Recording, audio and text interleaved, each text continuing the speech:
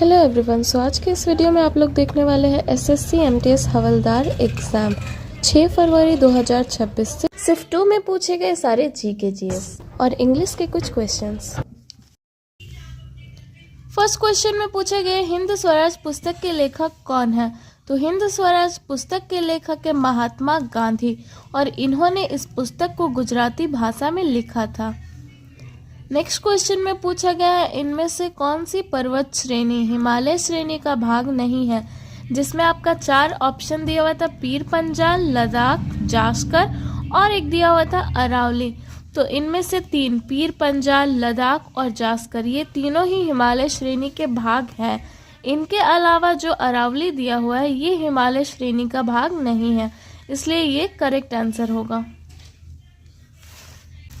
Next question में पूछा गया कौन सा वॉलीबॉल में सर्विस का एक प्रकार है, जिसमें आपका ऑप्शन में दिया होता फ्लोट सर्व और जंप सर्व। तो ये दोनों ही वॉलीबॉल में सर्विस का एक प्रकार है, इसलिए ये आपका करेक्ट आंसर होगा। इसके अलावा अंडरहैंड सर्व भी वॉलीबॉल में सर्विस का एक प्रकार है। नेक्स्ट क्वेश्चन में पूछा गया माउंट आबू स्थित दिलवाड़ा जैन मंदिर परिसर में कुल कितने मंदिरों का समूह है। तो माउंट आबू स्थित दिलवाड़ा जैन मंदिर परिसर में कुल 5 मंदिरों का समूह है। नेक्स्ट क्वेश्चन में पूछा गया है इन्वायरो स्टेट्स इंडिया रिपोर्ट किस मंत्रालय के द्वारा जारी की जाती है। तो इन्वायरो स्टेट्स इंडिया रिपोर्ट ये सांख्यिकी और कार्यक्रम कार्यान्वयन मंत्रालय के द्वारा जारी की जाती है। नेक्स्ट क्वेश्चन में पूछा गया 2011 की जनगणना के अनुसार निम्नलिखित में से किस राज्य की जनसंख्या सबसे अधिक थी। तो ऐसे 2011 की जनगणना के अनुसार सबसे अधिक जनसंख्या वाला राज्य था उत्तर प्रदेश, लेकिन ऑप्शन के हिसाब से पश्चिम बंगाल होगा। क्यों? क्योंकि उत्तर प्रदेश ऑप्शन में नहीं दिया हुआ था। नेक्स्ट क्वेश्चन में पूछा गया कजरी मुख्य रूप से किस राज्य का प्रसिद्ध लोक नृत्य और लोक गायन शैली है। तो जैसा कि आप लोग जानते हैं एमटीएस एग्जाम में काफ़ी सारे लोक नृत्य और गायन पूछे जा रहे हैं। तो कजरी मुख्य रूप से उत्तर प्रदेश राज्य का प्रसिद्ध लोक नृत्य भी है और लोक गायन शैली भी है।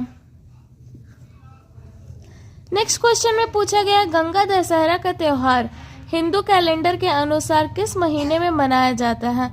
तो गंगा दशहरा का त्योहार हिंदू कैलेंडर के अनुसार ज्येष्ठ माह में मनाया जाता है। तो ज्येष्ठ माह के शुक्ल पक्ष की 10वीं तिथि को ये मनाया जाता है, लेकिन आपका ऑप्शन में दिया हुआ था ज्येष्ठ माह, तो ये आपका करेक्ट आंसर होगा। नेक्स्ट क्वेश्चन में पूछा गया गीतम के बारे में कौन सा कथन सही है, जिसमें आपका 2 कथन दिया हुआ था। पहला कथन है गीतम सबसे सरल रचना है, जो कि सही है। दूसरा कथन है कि यह सबसे सरल पद है, तो ये बिल्कुल ही गलत है। इसमें आपका कथन 1 सही होगा। नेक्स्ट क्वेश्चन में पूछा गया चंद्रयान 3 के प्रोपल्सन मॉड्यूल पर लगे शेप पेलोड का मुख्य उद्देश्य क्या है। तो चंद्रयान 3 के प्रोपल्सन मॉड्यूल पर लगे शेप पेलोड का मुख्य उद्देश्य है रहने योग्य छोटे ग्रहों की खोज करना। शेप का फुल फॉर्म होता है spectropolarimetry of habitable planet Earth. Next question में पूछा गया पौधे मुख्य रूप से किस प्रक्रिया के माध्यम से अतिरिक्त जल को बाहर निकालते हैं। तो पौधे मुख्य रूप से वाष्पो उत्सर्जन, जिसे इंग्लिश में ट्रांसपिरेशन कहते हैं, इसके माध्यम से अतिरिक्त जल को बाहर निकालते हैं। नेक्स्ट क्वेश्चन में पूछा गया 1 किलोग्राम जूल का मान कितना होता है। तो 1 किलोग्राम जूल का मान होता है 1000 जूल। नेक्स्ट क्वेश्चन में पूछा गया हड़प्पा सभ्यता के लोग किस धातु से अपरिचित थे। इसका अर्थ ये होता है कि हड़प्पा सभ्यता के लोग किस धातु के बारे में बिल्कुल भी जानकारी नहीं थी। तो हड़प्पा सभ्यता के लोग मुख्य रूप से तांबा, कांस्य और सोना से तो परिचित थे, लेकिन वे लोहे के धातु से अपरिचित थे। नेक्स्ट क्वेश्चन में पूछा गया डिग शब्द का सबसे उपयुक्त विलोम शब्द क्या होता है, यानी कि डिग का एंटोनिम पूछा था। तो डिग का अर्थ होता है खोदना, तो इसका एंटोनिम, इसका विलोम शब्द होगा फिल, यानी कि भरना। नेक्स्ट क्वेश्चन में पूछा गया गेट बैक का एंटोनिम शब्द क्या होगा, यानी कि गेट बैक का भी विलोम शब्द पूछा गया था। तो गेट बैक का अर्थ होता है वापस आना या फिर लौटना। तो इसका एंटोनिम विपरीत शब्द होगा डिपार्ट, जिसका अर्थ होता है प्रस्थान करना या फिर जाना।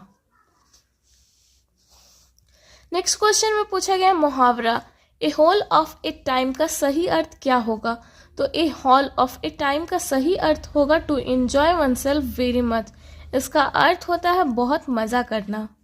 नेक्स्ट क्वेश्चन में पूछा गया था क्लेप्टोमेनिया का करेक्ट स्पेलिंग। तो क्लेप्टोमेनिया का अर्थ होता है मानसिक विकार यानी कि मेंटल डिसऑर्डर, और इसमें लोग चोरी करते हैं, ठीक है। इसका करेक्ट स्पेलिंग होगा KLEPTOMANIA।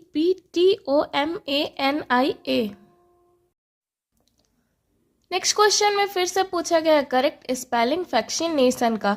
तो वैक्सीनेशन का अर्थ होता है सम्मोहन, किसी को आकर्षित करना या फिर लगाव, और इसका करेक्ट स्पेलिंग होगा FASCINATION। नेक्स्ट क्वेश्चन में पूछा गया पश्चिम बंगाल में स्थित दुर्गापुर स्टील प्लांट की स्थापना किस देश के सहयोग से की गई थी? तो पश्चिम बंगाल में स्थित दुर्गापुर स्टील प्लांट की स्थापना द्वितीय पंचवर्षीय योजना 1956 से 1961 के दौरान ब्रिटेन यानी कि यूनाइटेड किंगडम देश के सहयोग से किया गया था।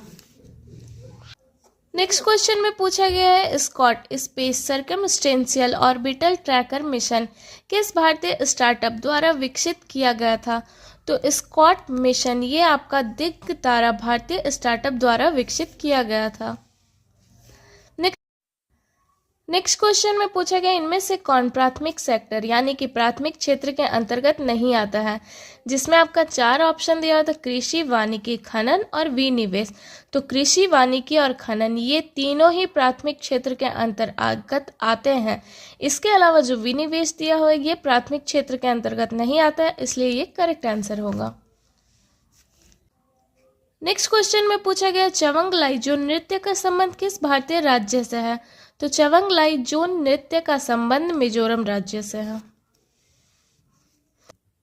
नेक्स्ट क्वेश्चन में पूछा गया उस व्यक्ति को क्या कहा जाता है जिसके पास अपना कर्ज चुकाने या जीवन यापन के लिए बिल्कुल भी धन नहीं होता है? तो उस व्यक्ति को जिसके पास अपना कर्ज चुकाने या फिर जीवन यापन के लिए बिल्कुल भी धन नहीं होता है उसे पॉपर कहते हैं, PAUPER।